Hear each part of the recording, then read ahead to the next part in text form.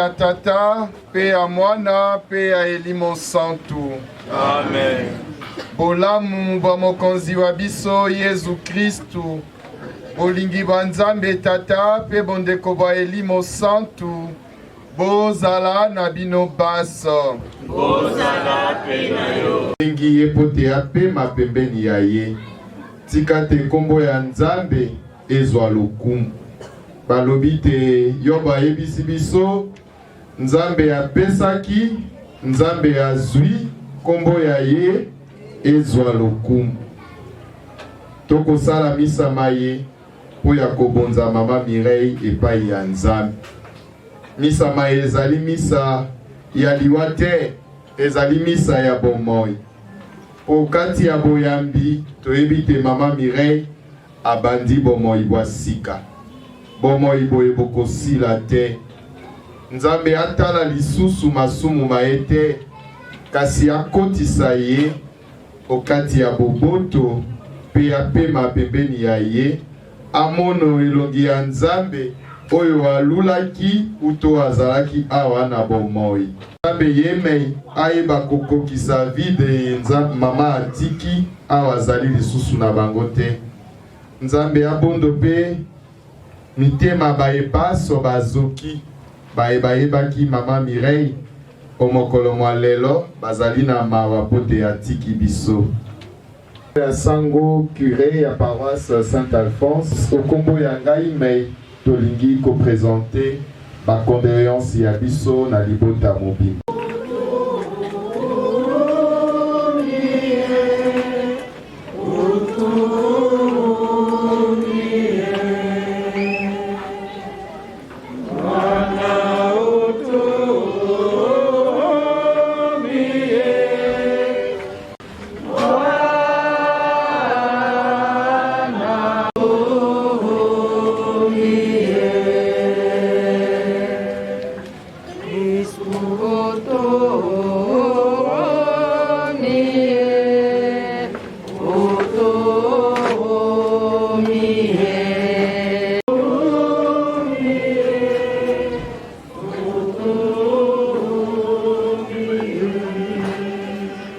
Mokonzi azala na bino, azala pe na yo. Maboko likolo bandeko, tosambela mokonzi.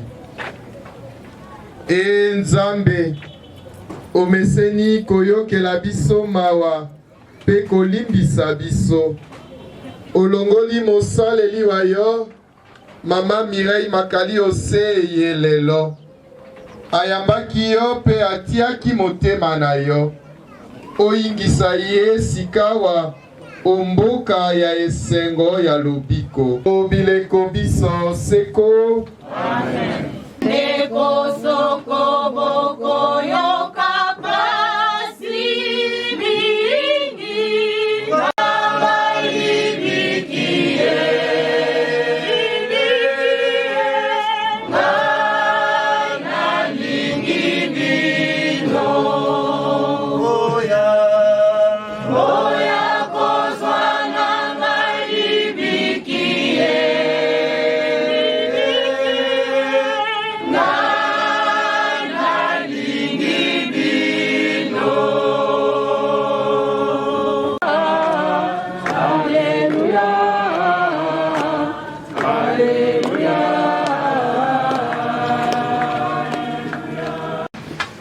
Tokotanga oyeteni ya motoba molongo mwa tuku isato na sambo kino tuku minei. Mokolo moko Yesu alobi na bayekoli baye, bato baso tata akopesa ngai bakoya epai ya ngai. Soko bayei epai ya ngai nakobwaka bango olibanda te. Nzambi nauti olikolo po ya kosala lokola ngai nalingi te, kasi bobele lokola tata alingi oyo atindi ngai.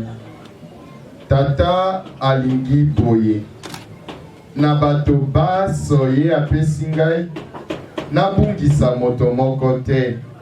kasi nasekwisa bango omokolo mwa suka.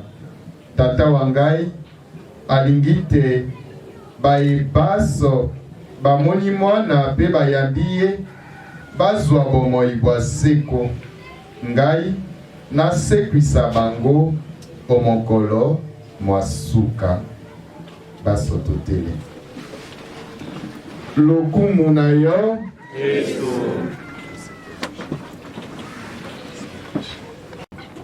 nazalaki koloba yango na ebandela ya misa te. Misa maye tozali kosala ezali misa ya mawa te, ezali misa ya kotondo Nzambe botondi po ya bomoi ya mama Mireille. Uto nakomi na paroisse Saint Alphonse, nazwaki libaku ya kosala visite de malade na kati ya ba CVD. Nzambe asungaki te nakutana na mama Mireille liboso te awa. Mama Béatrice asungaki ngai na ba mama basusu tangu tobandaki kosala mosala e balingaki te na suka ya visite ezala epai ya mama Mireille. Ndenge mama Béatrice ayebisaki ngai alobi mama Mireille azali na pasi ya cancer na mabele maye olimbisa te naloba yango bongo. E nabandaki komilobela te tangu na kokota pe komona mama Mireille na kokuta moto moko alembi na maladi. Tope azali ya kolala, tope elongi ezali ya mawa, tope abungisi elikia iso. Kasi ya ma grande surprise, tangu tokoti epai ya mama Mireille, namoni une maman très joyeuse, une maman sereine. Ayambi biso na esengo. Soki azalaki na makasi ya kotelema na koliki ate alingaki kotelema po ya koyamba ngai. Atondisamaki na esengo ya komona te nganga Nzambe ya yei kotala ye na ndako. Soki moto ayoki lisolo te akoyeba te ke mama Mireille ayambaki biso azalaki na pasi. Aseki azali kobetela biso masolo nde nayebisi ye te mama na ye kotala yo. Nayebisi ye na kopesa yo mafuta bakoni. Est-ce que olingi napesa yo mafuta mana? Alobi monsieur l'abbé nazalaki kozela yo uto mama Béatrice alobaki te okoleka. Tosali losambo na mama Mireille na kati ya boyani. Na kati ya pasi ya ye ayebisi ngai atondi ngai botondi pe alobi merci mingi monsieur l'abbé. Nzambe abenisa yo awa oye kotala ngai tina ndako. Na miso maye namonaki moto alembi te, nakutanaki na moto ya boyani. Tina azalaki kobima na ndako nazalaki apaisé de voir que moto na kati ya pasi et lelo toyebi te maladie ya cancer ezali lokola maladie mo chronique. Ata moto abandi kobunda bunda ayebi te akobunda na yango te na suka. Bato ebele bazali kokufa avant pote babungisi déjà elikia. Mais mama Mireille andimaki pasi ya ye na nzela ya boyambi. E bana nzinga namonaki bana kutu mawa koleka ye moko mama. Poye azalaki moto ya boyambi. Azalaki lokola moto moko asi ya milengeli. Te soki eye lelo na kei. Soki pe Nzambe alingi te natikala nanu na kotikala na nzela ya boyambi. Nakoya kotala ye nakanisaki te ngai na ye kolendisa ye me nakoliki ete mokolo wana mama Mireille moto alendisaki ngai. Pona kokaki komituna mutuna ngai bonganga Nzambe. Est-ce que nakozala na makasi maye mama Mireille azali na yango na kati ya pasi ya maladi. Ezali na ba Kristu oyo bazali lokola ba modèle. Soki okutani na ye ata ozali nganga Nzambe ezali lokola tozwi mateya na bomoi bwaye. Nazwaki mokanda ye po nazali convaincu te Maman Mireille abundi bitumba ya boyambi te na suka. Ata azalaki kolela, mena maloba maye azalaki na esene. Alobi, Monsieur l'abbé, Nzambe abengi mosaleli wa ye epai ya ye. Maman Mireille azali lisusu na biso te. Tozalaka na mawa na kati ya motema, me po ya Maman Mireille nazalaki na mawa te. Nayokaki esengo pe na lobi apema na boboto. Asali mosala moye ngonga ekoki akende kopema epai ya Nzambe. Témoignage mosusu ezali te na visite oyo tosali organisation ezalaki epai ya bayangeli na kati ya bandako na koti. Maman Béatrice na suka ebisi ngai Monsieur l'abbé omoni mosala nyonso oyo tosali. Maman Mireille moto alakisi biso yango. E alobi tozalaki kobenga ye coach. Alakisi biso ndenge nini bayambaka basali banzambe. Alakisi biso ndenge nini basimbaka CVB. Alakisi biso ndenge nini kotambola na sango po ya kotala bamaladi. E napesaki bango longoni apotema emanso malekaki malamu. Et il y a des personnes dans nos vies qui sont comme des poteaux indicateurs. Ceux qui ont kutani na ye akolakisa yo nzela ya malamu pote yope oyeba kokende mosika penza na nzela ya malamu. Et Maman Mireille lelo nakoki koloba te akozala na susi te po ya selebe ya tikisima pote asali mosala moya asengelaki kosala malamu pe na nsima na ye bato bakokoba kosala mosala moya alakisaki bango. Biso baso toyebi te ndenge tozali na mokili tozali na ngonga mingi te. Moto na moto azali na mokolo moye. Eloko eleki motuya ezali te soki bato basangani boye batatola bolamu bwa yo tango ozalaki na mokili. Soki toyebi so baso awa ezali pote Maman Mireille azalaki elembo ya Nzambe okati ya biso. Awa akei ya solo tozali kolela bo bato me na kati ya mitema tozali na kimia. Yango nalingi koyebisa pe na papa Fundaboy pe ya bana baye bolela mingi te. Maman Mireille azali epai ya Nzambe. Azali lokola moto akobanda kosambela po ya bino. Boyokaki mate ya maye, boyokaki toli ya ye, boyebi nini alingaki te bosala, ngonga ekokisi kawa, bokokisa maye asengaki bino. Lolenge ya bino ya kopesa ye lokumu, pe ya koloba te asali mosala molamu, okati ya libota ya ye, ezali kopokisa maloba maye. Maman Mireille nakoliki ate alakisi bino nzela ya Nzambe. Maman Mireille atiki bino na kati ya Ecclesia Catholique. Bo trahir boyambi wana te. Na sima bato bakoyela bino makambo ebele potang mosusu bakoloba mama na bango mutazalaki kosala bo azali lisusu te. Bakoya koyebisa bino te Yesu Kristo azali na ngaba. Bakoya koyebisa bino te Yesu Kristo azali na binza. Bakoya koyebisa bino te mapamboli ezali kouta esika songolo paka. Bolanda likambo wana te. Esika o mama atiki bino bokoba na esika wana. Bomoni mosala ye asali pe bomoni ndenge bato batondi omokolo moye azali te. Na kati ya simplicité ya bomoiboye asaleli Nzambe na ndenge ya kokaki. Ndako ya bino ekoba koyamba basali banzambe ndenge Maman Mireille abandaki kolinga. Tango bokolemba, tango bokozala na pasi, bokimela epai ya Nzambe.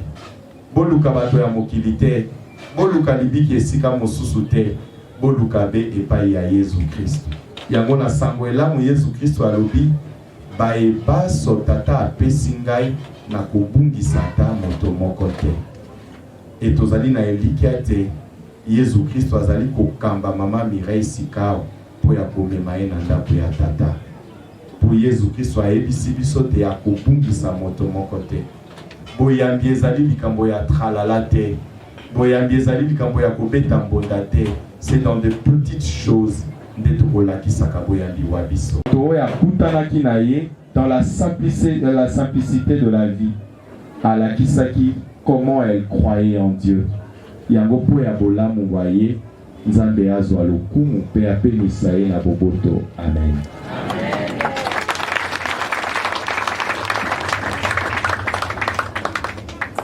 Amen.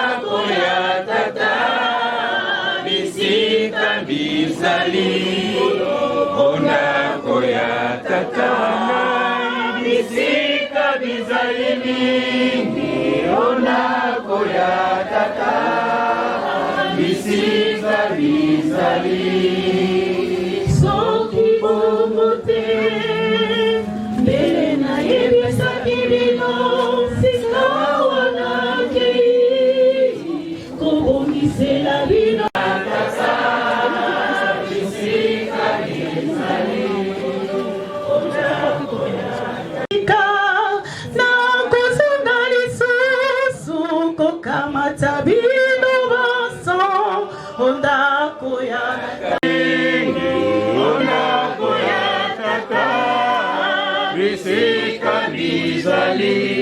Wayo mama Mireille Makali ayebaki ke mwana wayo abikisi ekondisa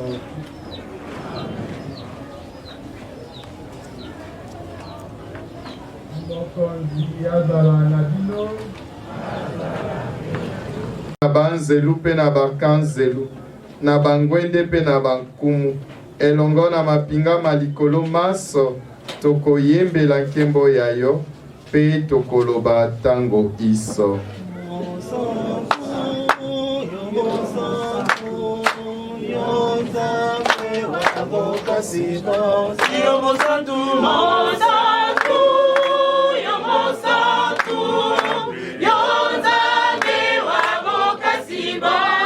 Yo liziba lya bosantu boso yango wana tokobondela yo santisa mabonza maye elimo santu akitela mango makomela biso nzoto na makila mamokonzi wa biso Yesu Kristu mokolo bakangaki ye amipesi pe andimi koyoka pasi akamati lipa atondi yo abuki yango apesi bayekoli baye alobi kamatani bolia yango bino baso ezali nzoto ya ngai nakokaba yango mpo ya bino.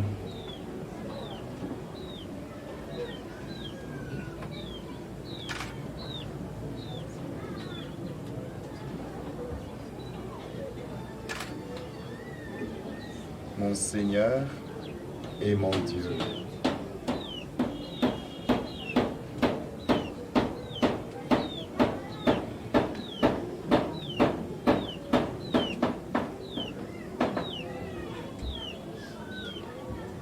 Esilisi bango kolia akamati penkeni atondi yo lisusu apesi bayekoli baye alobi kamatani bomele yango bino baso ezali nkeni ya makila mangai makila mabondeko bwa sika mpe bwa seko makosopana po ya bino mpe po ya bato baso na ntina te bozwa bolimbisi bwa masumu bosalaka boye po ya kokanisa ngai.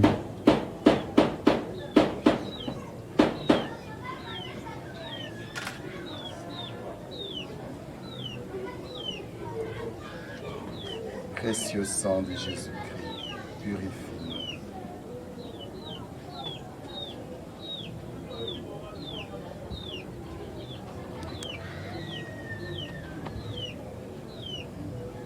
Mon Seigneur et mon Dieu.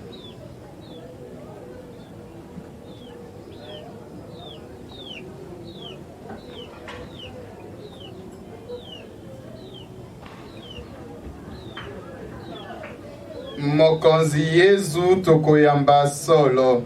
Owe, osekwi, ozonga na nkembo. Kokumisa yo, tokobondela yo. Ekokula biso nzoto na makila ma Kristu. Elimo santu asangisa biso, tokoma se moto moko. Mokonzi, elimo santu asangisa biso, tokoma se moto moko. Mokonzi kanisa eklesia yo epalangani onse mobimba okolisa bolingo bayo mitema mya bana bayo kanisa ye banganga nzambe badiakono mpe bakristu banso ya ekolo ya biso Mireille ozalaki na biso molongoli onse eyelelo obengi epai ya yo na batisimo awaki liwali ya Yesu bongo asekwa mpe sekwa ya mwana wa yo okanisa mpe bandeko ba biso bawe ozali yo likolo bato bakumisa kombo ya yo bandima bokonzi bwa yo o elingi yo basala yango se lokola bakosalaka o likolo pesa biso lelo bilei bya mokolo na mokolo lokola biso tokolimbisaka baninga salisa biso tondima masengeni ate mpe bikisa biso mabe.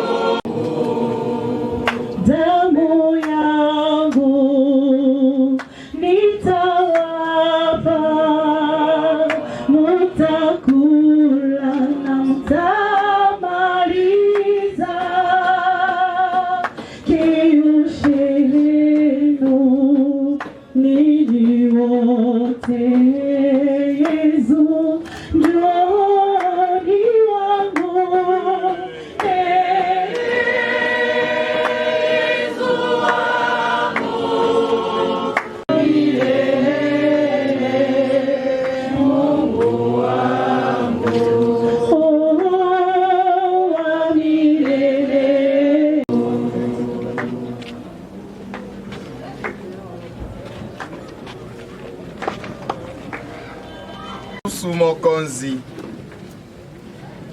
mokonzi yamba nsambo ya mabonza mabiso po ya mosaleli wa yo mama Mireille soko atikali na ino na mbindo ya mabe maseye limbisa ye po ya ngolu ya yo tokobondela bongo po ya Kristu mokonzi wa biso obileko biso seko amen. Il a commencé par l'Inde, par l'Afrique du Sud. Il est allé en Inde. De l'Inde, il est revenu. Comprenez ce que ça fait. Ngaï Nazali, médecin congolais qui n'a pratiquement rien. Qu'est-ce que je peux donner à ces malades, à cette maman? Je me suis quand même tout. Mais ce que je peux dire, c'est quoi? J'ai commencé en 89, très jeune. À Saint-Joseph, je suis arrivé en 95. J'ai quitté Saint-Joseph en 2018. Mais je vis le malade. Le malade que je vis, ce n'était pas un malade. Mais c'était plutôt une servante. Parce que quand j'arrivais dans son salon là, c'est elle qui me posait la question comment tu vas. Et moi je me disais toujours bien. Donc moi en tant que médecin, son médecin, je suis vraiment son médecin, j'étais son médecin. Jusqu'à la dernière minute, avant même sa mort, moi il m'a prêché. Et je vais profiter ici pour dire aux enfants et au papa, Maman Mireille vous a laissé une mission. Il a placé la barre très haut. Maman Mireille a placé la barre très haut. C'est difficile pour arriver. Mais vous avez une mission. Moi qui vous parle, c'est-à-dire le temps depuis qu'il est décédé, je ne sais même plus venir ici parce que quand j'arrive en cours de... Il arrive deux fois, je viens, mais quand j'arrive là-bas, je retourne. Parce que j'aurais souhaité le voir tous les jours. Et Nzambe, ndenge atamolaki mpe ndenge asalaki. ngai nazali molendisi ya na Légion de Marie. Na lere wana nazalaka présidente. Na otala nani ako remplacer ngai soki manda na ngai esili. Mireille ayaki awa azalaki penza jeune. Nathalie tolendisi ye aye na Légion de Marie. Namonaki te lokola ayebi mwa makambo natia ye molendisi ponga nazalaki président. So natia ye molendisi akoyekola ndenge nini akoteya. Abani kobela azokende Afrique du Sud nazolendisa ye kaka nazolendisa ye bandeko eloko ya mutuya na etikali na ngai zali mama Mireille malgré pasi oyo ya zalaki nango okoyoka mokolo moko te azangisi makita ya Légion aki kozangisa te. Du matin au soir, nous pensons à toi, maman. Nous pensons à toi tout le moment, passé ensemble, et nous remercions le Seigneur de nous avoir donné une telle mère, qui est à la fois notre amie et notre confidente. Tu as su nous protéger en fléchissant tes genoux devant le Tout-Puissant. Maman, nous aimerions tellement crier tout le mal que nous avons dans nos cœurs. Nous pleurons tout le larmes de nos cœurs. Tu es parti si vite. Nous n'avions pas eu le temps de te demander pardon, de te serrer dans nos bras et te rappeler combien tu es si cher à nos yeux. Nous n'avions pas eu l'occasion de te dire au revoir, maman. Tu es parti si vite. Notre souhait était que tu vives le plus longtemps que possible et que tu bénéficies de nos fruits de tes sacrifices. Nous aurons voulu que tu restes avec nous, mais nous devons te laisser partir, maman. Envole-toi, maman. Il est temps de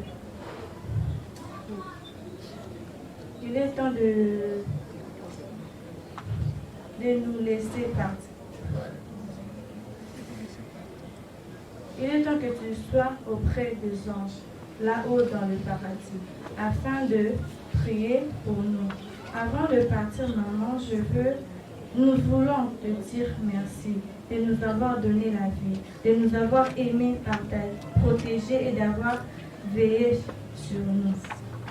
On te promet de bien prendre soin de papa et de nous-mêmes. La mort n'arrête pas l'amour. La mort n'arrête pas l'amour. La mort n'arrête pas l'amour.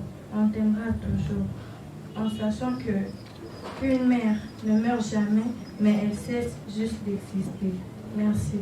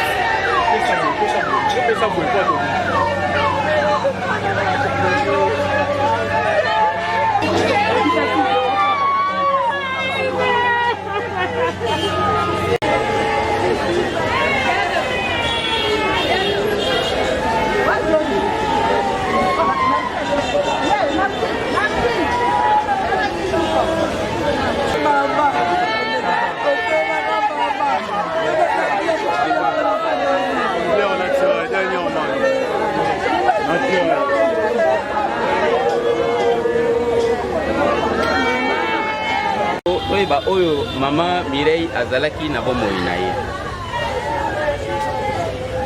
Chers frères et sœurs, la bouleversante nouvelle de celle qui nous a été chère et que le destin a arraché si brutalement à notre affection nous est tombée comme un coup de foudre au moment où on s'y attendait le moins.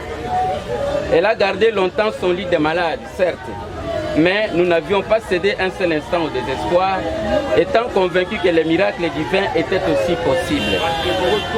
Mais hélas, alors que nous pensions continuer à soutenir cet arbre planté au cœur de notre communauté pour continuer à manger de ses fruits et nous couvrir davantage de son ombre, voilà qu'un vent d'orage, sorti d'on ne sait quel point cardinal, vient terrasser notre arbre. Maman Makali Nsia Mireille, que nous appelions si affectueusement Maman Mimi, puisque c'est d'elle qu'il s'agit, est née à Kinshasa le 20 février 1969, de papa Makali Marcel Joly Doudou et de maman Kipandula Tekle, paix à son âme. Elle est originaire de Kimpanda, secteur Kulukimbata, territoire de Bulungu, province du Kwilu et Grand Bandungu. Elle a fait ses études primaires à l'épée officielle de Bandalungwa et secondaire au lycée Sainte-Germaine de Njili, quartier 7, où elle a obtenu avec brio son diplôme d'État. Ensuite, elle a accédé au PIG, actuellement S4K, à la Gombe, et y a fait le secrétariat de rédaction. Désireuse de diversifier sa formation pour être davantage utile à la société, Mireille a fait la coupe-couture chez les compagnons de Daniel Shadrach. Plus tard, elle s'est engagée dans les fiançailles avec celui qui deviendra par la suite son cher époux, Dieudonné Fundaboy, qu'elle aimait bien appeler, pour des raisons purement amoureuses, Dido. Ainsi, après 2 ans francs d'une formation à la fois rigoureuse et régulière dans la communauté fiançailles chrétienne et foyer modèle, socle d'un mariage sans problème majeur, ils se sont unis pour le meilleur et pour le pire le 18 septembre 1993. De cette union sont nés 5 enfants, dont 4 filles et un garçon. Quant à l'histoire de sa maladie, l'on sait qu'elle est emportée par un cancer de sein. Et si seulement avec l'argent on pouvait sauver une vie humaine, Mireille ne serait pas décédée puisque tous les moyens étaient mis en branle pour obtenir sa guérison. Elle était dans des grands hôpitaux en Afrique du Sud, en Inde et ici au pays. Partout, son tableau clinique offrait les résultats mitigés. Cependant, contre toute attente, le mardi 2 février 2021, affaiblie par le poids de la maladie et n'en pouvant plus, la vaillante Mireille a tiré sa révérence à 13h précise à l'hôpital Saint-Joseph où elle était conduite en urgence. Maman Mireille est morte comme elle a vécu, c'est-à-dire dans le calme, puisqu'elle était pacifique, humble et non conflictuelle. Tout ce qu'elle a pu dire à son mari les jours de sa mort, alors qu'ils prenaient le petit déjeuner ensemble sur un ton mélancolique, dit Donangai, Nazo Kilayo Mawa, sans autre commentaire. À la paroisse, Elle était légionnaire, ancienne Mouyangeli et ancien président avec son couple de la commission Mabota. Tous ceux qui ont côtoyé Mireille Makali témoignent qu'elle était d'une gentillesse qui dépasse tout entendement, d'une générosité doublée du sens aigu d'altruisme et d'abnégation, d'oubli de soi, d'un amour passionné particulièrement pour son épouse, ses enfants, ses frères et sœurs ainsi que ses amis, et d'un esprit de solidarité inébranlable et d'un sens de responsabilité qui n'appelle aucun commentaire. Sa famille est dans toute la communauté où elle était, communauté de fiançailles qui était membre du conseil supérieur. Elle était non seulement une bonne conseillère, mais aussi pleine d'initiatives dans le sens de les sincèrement. Et vivre en harmonie avec les autres était son leitmotiv. Voilà qui justifie cette mobilisation tous azimuts à ses obsèques. Dès là où elle dort pour l'éternité, Mireille Makali nous dit aujourd'hui, comme Saint Paul au soir de sa vie, 2 Timothée chapitre 4 versets 6 à 8, quant à moi, je suis répandu en libération et le moment de mon départ est venu. J'ai combattu les bons combats, j'ai achevé ma course, j'ai gardé ma foi et maintenant, voilà qu'est préparée pour moi la couronne de justice qu'en retour, le Seigneur me donnera ce jour-là. Nous ne pouvons que nous incliner devant cette fatalité, cette triste réalité. Que te dire, Mireille Makali, en ce moment où tu n'es qu'un corps inerte? Tu laisses ton mari dans la détresse et tes enfants inconsolables. Tu as fait du bien à plusieurs personnes, nous t'en sommes vivement reconnaissants et que Dieu t'accueille dans son royaume. Tu as fait du mal aussi à certains autres, que Dieu te pardonne. Tu as suivi ta sentence et ton pèlerinage sur cette terre, c'est à Dieu. Adieu Mireille Makali, adieu Mimi, et que soit une paix, que la terre de nos ancêtres soit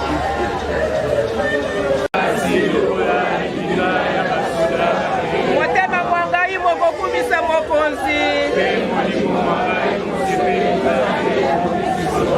zambi atali botao kwa mosali wa ye yango wana utolelo kino bileko na bileko mboka yesu yekotanga ngai moto wa esengo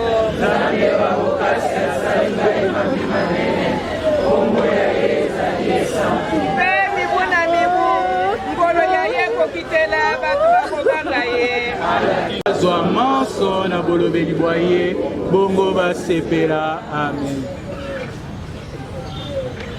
tosambela enzambe yo tata okoyokela bato ngolu yo okolongola molili mwaliwa tomona omwinda mwa bomoi tokosenge yo tala biso toyai na pasi salisa mpe batela biso pasi ya lelaka ya ndeko eleka ndelo te toza na boboto tomona ngolu ya yo mwana wa yo mokonzi wa biso yesu kristu alongisi biso liwa tango ye moko awaki na sekwa ya ye azongiseli biso bomoi olendisa biso tolanda nzela kristo alakisi biso asangisa biso na bandeko omboka ya yo esika tokolela lisusu te tokobondela bongo nzambi le yesu kristo ona mei mokonzi wa biso obileko biso seko amen.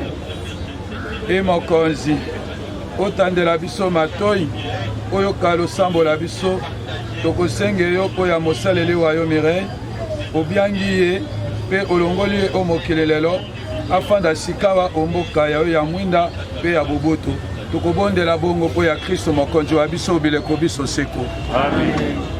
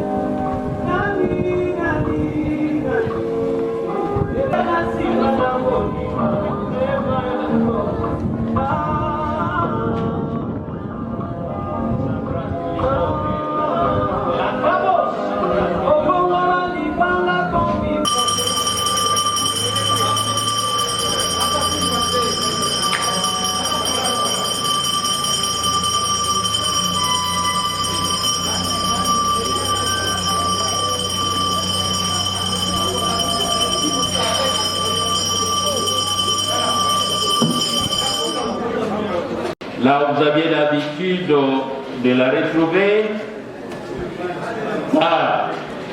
à dater de cet instant, Maman Mireille reposera dans cette belle cité de la Nécropole Académie, et c'est là qui est obligatoire, vous, chacun. Makali Nsia Mireille, chère famille, la nouvelle adresse de Madame Mireille Makali, commune de l'Ancélé, dans la belle cité, la Nécropole Académie, et cela dans les quartiers Algol, au numéro 64. Oui, très chère famille. C'est dans ces quartiers que je vous invite à revenir souvent. N'attendez pas seulement le 1er août, jour réservé à nos chers disparus en RDC. Revenir et réfléchir la tombe de Madame Mireille. Merci.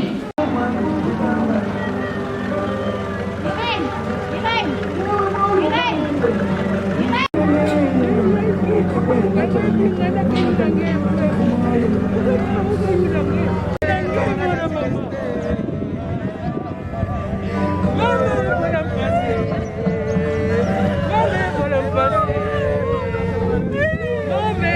Dans l'entretemps, nous appelons la famille et les accompagnants de Madame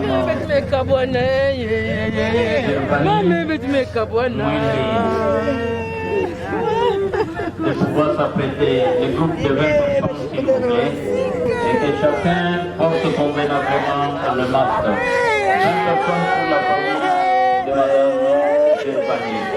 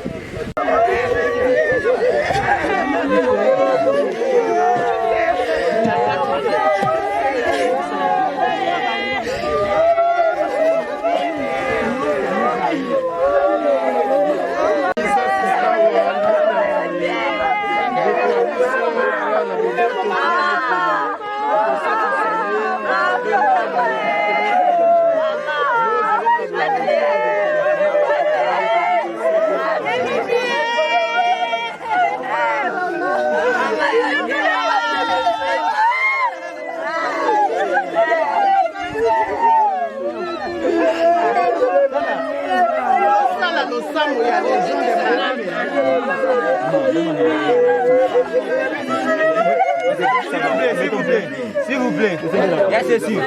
Nous allons procéder à la descente du corps de notre... Il est pas pour plaisir.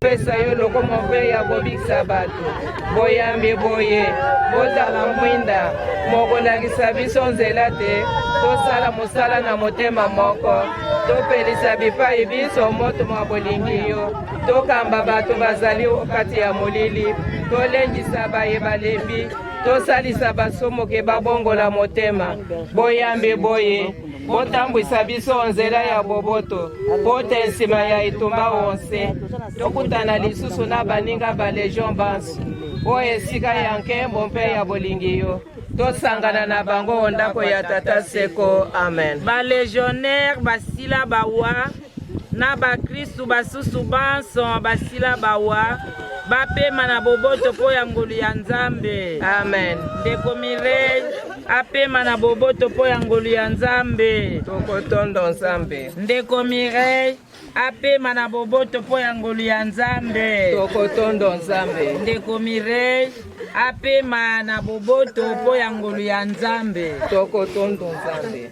Bandeko awa nzambe abiangi mosali wa ye Mireille tukokunde bembe ya ye omabele ezonga esika nzote utaki kasi Kristu moto wa liboso aseki yo bawa ye pe akobongola nzoto eyekufi ye koma nzoto ya nkembo lokola nzoto ya yemei sika tokotika mosali wa ye Mireille omaboko ma nzambe akamata ye oboboto bwa ye asekisa ye omokolo mwa suka tata wa biso ozali olikolo bato bakomisa kombo ya yo bajema bokonzi bwa yo po elingi yo basala yango nse lokola bakosala boya na nkembo o bileko biso seko amen. tosambela yo bonene osangisa ye sikawa na banzelu mpe na basantu bayo po ya Kristu mokonzi wa biso pesa ndeko ya biso mpe mikwaseko apema na bokoto mokonzi azala na bino azala mpe na yo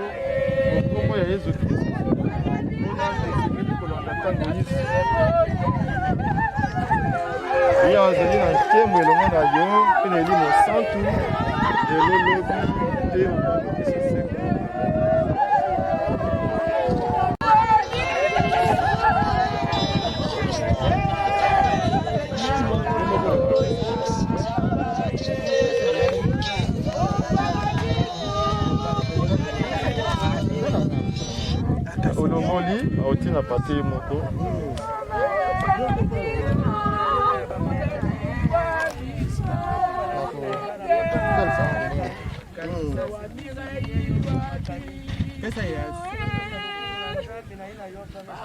voilà c'est fini ye moko ezalaka elolakisi te eza bagi na ye moko akoki mpe kolata yango mpe akoki mpe sont à vendre à mon Mimi. Parce que Mimi met foi dans la paix du Seigneur. Zambi, merci. Zambi, yindu la bana nandi. Yindu la bana Mimi. Mimi buta kaka bana ya biologique vert. Mimi me buta bana mingi dans le Seigneur. Zambi, yindu la bana ina yonso. Zambi, sala. Que vandi lu ya bana mpila boke na kubikala. Nge soutenir bon. Nge aider bon. Nge fortifier bon. Kana ba incompréhension tubandeka entre bana à partir ya bubu ya Nzambi bana Nzambi akepesa kemba bana Nzambi akepesa solution bet bubu ya bet kutika mimi nge ya kutubaka nge kele mfututu itafutuka mfututu bubu ya tula na maboko na nge Nzambi nge ya mamoyo ya jina ya Yesu Kristo tukisambila amen. Pourquoi a eu un je suis ta cadette, maman. Tu as le M50 et l'innovation.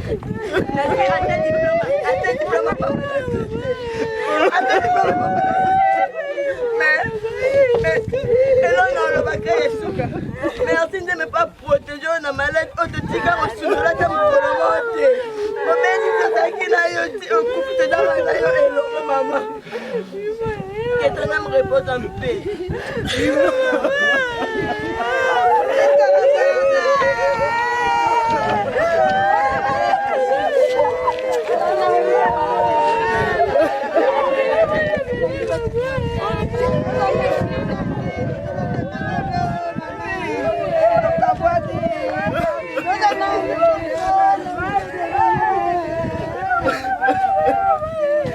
Vous êtes